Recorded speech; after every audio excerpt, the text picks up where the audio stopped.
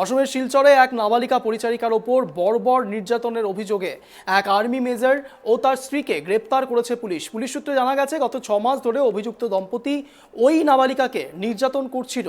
কিশোরী জানিয়েছে, কাজ ঠিকমতো না করার অভিযোগে চামড়া ফেটে রক্ত না বের হয়ে আসা পর্যন্ত মার চলত। নৃশংসতার একেবারে চূড়ান্ত সীমা যাকে বলা যেতে পারে। এমনকি নিজের রক্ত চেটে খেতে বাধ্য করা হতো তাকে। এ কি নৃশংসতার ছাপ ভারতবর্ষে? খেতে দেওয়া হতো না, এমনকি বেশিরভাগ সময় জামা কাপড়ও পরতে দেওয়া হতো না। নাবালিকার মা জানিয়েছে, বাড়ি ফিরে আসার পর মেয়েকে চিনতে পারছিলেন না তিনি। তার দাঁত ভাঙা, কান, জিভ কেটে ঝুলছিল, সারা শরীরে ছ্যাঁকা এবং পোড়া দাগ। নির্যাতনের চোটে ঠিক করে কথা পর্যন্ত বলতে পারছিল না সে।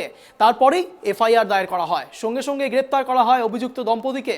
অভিযুক্ত দম্পতি সমস্ত অভিযোগ অস্বীকার করেছে। তাদের দাবি, সিঁড়ি থেকে পড়ে গিয়েই নাবালিকার এমন অবস্থা হয়েছে।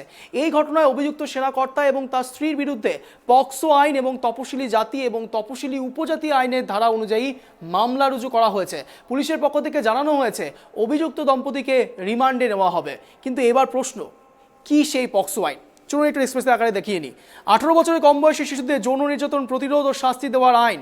শিশুদের যৌন নির্যাতনের বিভিন্ন ধরনের সংজ্ঞা ও শাস্তি নির্ধারণ। শিশুদের যৌন নির্যাতন সংক্রান্ত মামলা দায়ের ও বিচারের ক্ষেত্রে বিশেষ ব্যবস্থা। শিশুদের যৌন নির্যাতনের শিকারদের পুনর্বাসনের জন্য বিশেষ ব্যবস্থা। শিশুদের যৌন নির্যাতন সম্পর্কে সচেতনতা বাড়ানোর জন্য বিশেষ ব্যবস্থা। 18 বছর কম বয়সী শিশুদের যৌন নির্যাতন প্রতিরোধ ও শাস্তি দেওয়ার আইন, পক্সো। শিশুদের যৌন নির্যাতনের বিভিন্ন ধরনের সংজ্ঞা ও শাস্তি নির্ধারণ। যা আপনাদেরকে দেখাচ্ছি, এটা আপনাদেরও জানার দরকার। তার কারণ, এই আইন সবার ক্ষেত্রেই লাগু হতে পারে। যে কোনো রকম 18 বছরের কম বয়সী যে কোনো নাবালক বা নাবালিকার ওপরেই এই আইন বর্তাতে পারে। তাই আপনারও জেনে রাখা দরকার।